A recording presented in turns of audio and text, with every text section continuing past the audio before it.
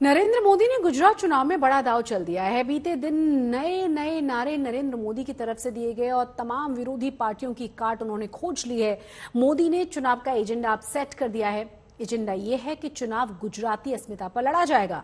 मुकाबला आउटसाइडर बनाम गुजराती होगा।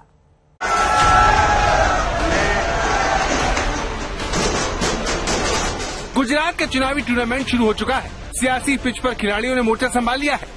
सभी टीमों के खिलाड़ी पसीना बहा रहे हैं।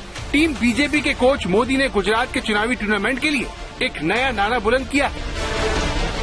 प्रत्येक गुजराती, चाहे मारो आदिवासी होय, चारो मारो माछीमारी होय, चाहे शहर में रहतो है कि गामड़ा में रहतो होय, आत्मविश्वास थी भरेलो छे।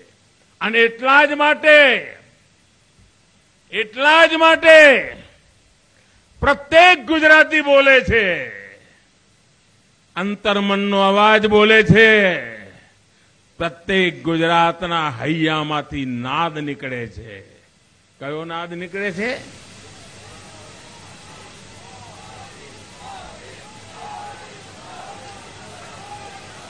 કયો નાદ નીકળે છે?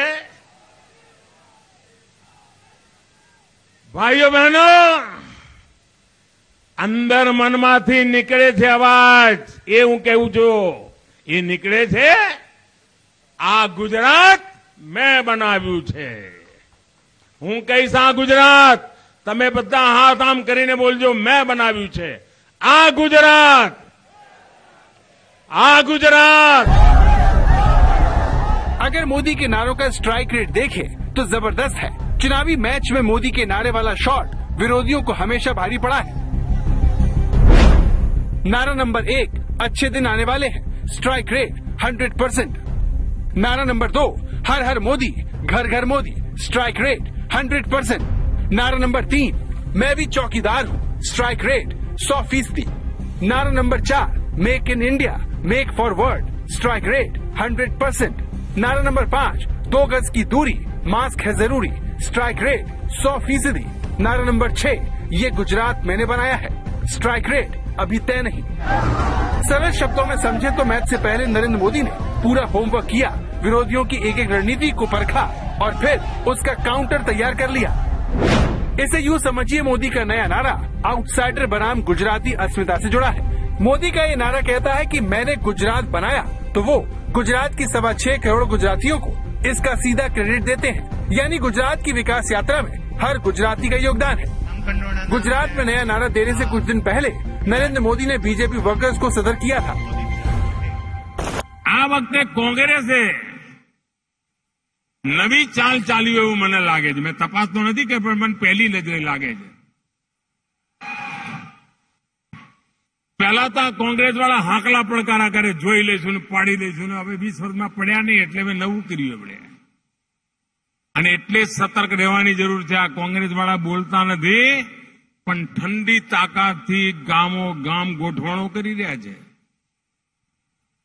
એમની જૂની જે ચાલાકીઓ છે ને, એ ચાલાકીઓ ભરપૂર અજમાશ કરી રહ્યા છે। બોલ્યા ચાલે વિલા કરી રહ્યા છે। એટલે તમે છાપામાં ના આવતું હોય, પ્રેસ કોન્ફરન્સ ના કરતા હોય, ભાષણ ના કરતા હોય, ભ્રમમાં ના રહેતા ભાઈ। સતર્ક રહેજો।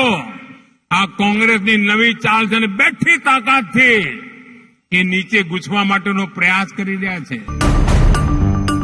अब तक गुजरात में 2 टीमों के बीच भिड़ंत होती थी, लेकिन इस बार 3 टीमों के बीच मुकाबला है। गुजरात की चुनावी पिच पर टीम बीजेपी और टीम कांग्रेस का लंबा अनुभव है। दोनों टीमें एक दूसरे की कमजोर कड़ी को अच्छे से समझती हैं, लेकिन इस बार एक नई टीम की एंट्री हुई है, यानी टीम आम आदमी पार्टी। चुनावी भिड़ंत में तीनों टीमें भिड़ेंगी। यही वजह है कि चुनाव को लेकर सबके अपने अपने दावे हैं। हालांकि नरेंद्र मोदी ने अपने ओपिनियन पोल के नतीजे जारी कर दिए हैं। તમે કોઈને પણ પૂછો, અમને દિલ્હીમાં જે વાવડ આવે એ પણ એ જ આવે કે ભાઈ ગુજરાતના લોકોએ તો ફરી એકવાર ભાજપની સરકાર બનાવવાનું મન બનાવી લીધું છે। ભાજપની સરકાર બનાવવાનું મન બનાવી લીધું છે। એટલું જ નહીં, જૂના બધા રેકોર્ડ તોડવાનું મન બનાવી લીધું છે। मोदी के कॉन्फिडेंस की वजह उनका प्लान ए के है। वही प्लान ए के जिसके बलबूते मोदी को उम्मीद है कि रिकॉर्ड तोड़ विजय होगी। आज तक ब्यूरो। गुजरात बीजेपी अध्यक्ष आरसी पाटिल ने 182 सीटों में से 182 सीटें जीतने का दावा कर दिया है। तर्क यह है कि लोकसभा की 26 सीटों पर जीत का परचम लहराती हैं हम, तो विधानसभा सीटों पर क्यों नहीं लक्ष्य पा सकते। लक्ष्य असंभव जैसा है, लेकिन नरेंद्र मोदी के चेहरे पर बीजेपी गुजरात में मिशन इम्पॉसिबल में जुटी हुई है। वैसे गुजरात चुनाव में मोदी की साख का सवाल भी है। चुनाव के नतीजे तय ये करेंगे कि मोदी ब्रांड का सिक्का चुनावी बाजार में कितना खरा है। गुजरात का चुनावी दंगल कई मुद्दों पर लड़ा जा रहा है। सवाल यही है कि किन मुद्दों पर जनता अपना वोट डालेगी। मुद्दा नंबर 1, मुफ्त बिजली। चुनावी मौसम में मुफ्त बिजली का वादा किया गया है, लेकिन क्या अपनी राय बनाते वक्त वोटर इसे महत्व देगा? आम आदमी पार्टी ने मुफ्त बिजली का दांव खेला है। दूसरा मुद्दा, किसान वोटर। गुजरात चुनाव में किसान वोटर एक बड़ा फैक्टर है। किसान जिस पार्टी की तरफ झुकेगा, उस पार्टी के लिए जीत की राह उतनी ही आसान होगी। तीसरा मुद्दा, आदिवासी वोटर। आदिवासी वोटरों की अच्छी तादाद है। चुनावी दंगल में ताल ठोक रही पार्टियों की किस्मत तय करने में ये वोटर बड़ी भूमिका निभाएंगे। चौथा मुद्दा, सत्ता विरोधी लहर। लंबे अरसे से गुजरात में बीजेपी की सरकार है। अब वोटर एक बार फिर बीजेपी की सरकार चुनते हैं या फिर अब की बार उलटफेर करेंगे, ये एक बड़ा सवाल है। यहाँ आपको ये समझना है कि गुजरात का चुनावी टूर्नामेंट बहुत अहम है। ये चुनाव तय करेगा कि गुजरात में तीसरी पार्टी की एंट्री होगी या फिर मुकाबला सिर्फ 2 पार्टियों के बीच होगा। अगर मुकाबला 3 पार्टियों के बीच हुआ तो 2024 के महामुकाबले का दृश्य एकदम अलग हो सकता है। यही वजह है कि बीजेपी ने पूरी ताकत झोंक रखी है। अब तक 2 पार्टियों के बीच टक्कर होती थी, लेकिन अब की बार आम आदमी पार्टी ने पंजाब के बाद गुजरात में अपने पैर जमाने की कोशिश की है। आम आदमी पार्टी का फॉर्मूला तैयार है, लिहाजा बीजेपी ने आम आदमी पार्टी का तोड़ निकाला है।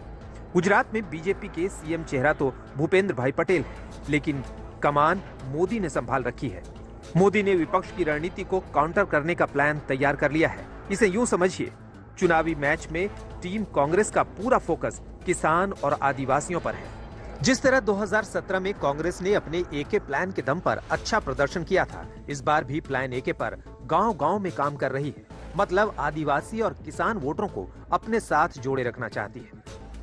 मोदी ने 2017 के नतीजों से सबक लेते हुए इस बार अपना पूरा चुनावी कैंपेन आदिवासी और किसानों के इर्द गिर्द केंद्रित कर रखा है। दरअसल गुजरात में करीब 15% आबादी एसटी है और 27 सीटें आरक्षित हैं। अगर नतीजों को देखें तो साल 2017 में कुल आरक्षित 27 सीटों में बीजेपी ने सिर्फ 9 सीटें जीती थी, जबकि कांग्रेस 15 सीटें। इस बार बीजेपी आरक्षित सीटों पर ऐतिहासिक जीत की तैयारी में है। वहीं दूसरी तरफ साल 2017 में बीजेपी ने शहरी इलाकों की 39 में से 35 सीटें जीती थी, लेकिन ग्रामीण इलाकों की 143 में से 64 सीटें ही जीती थी। इस बार बीजेपी का पूरा फोकस किसानों पर है। वन नेशन वन फर्टिलाइजर से किसान को हर तरह के भ्रम से मुक्ति मिलने वाली है और बेहतर खाद भी उपलब्ध होने वाली है। मतलब ये कि मोदी ने होमवर्क पूरा कर लिया है। किसानों और आदिवासियों के बीच लगातार चुनावी प्रचार कर रहे हैं, लेकिन क्या किसान और आदिवासी वोटरों के बीच बीजेपी अपनी पैठ बना पाएगी? आज तक ब्यूरो।